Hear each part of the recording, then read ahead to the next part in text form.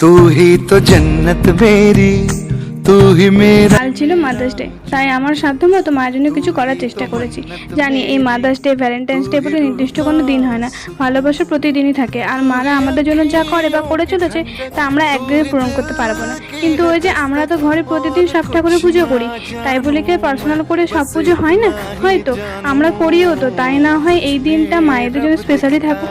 আমি কোনোদিনই মাদার্স ডেতে কোনো সোশ্যাল মিডিয়াতে স্ট্যাটাস দেইনি, কারণ লোককে দেখে কি হবে, মা তো সেই স্ট্যাটাস দেখতেও পাচ্ছে না।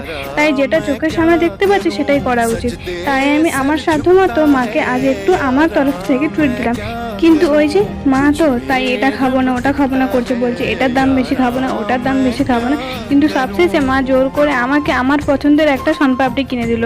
শুধু একটাই বলবো, ভালো থেকো, সুস্থ থেকো, হ্যাপি মাদার্স ডে মা।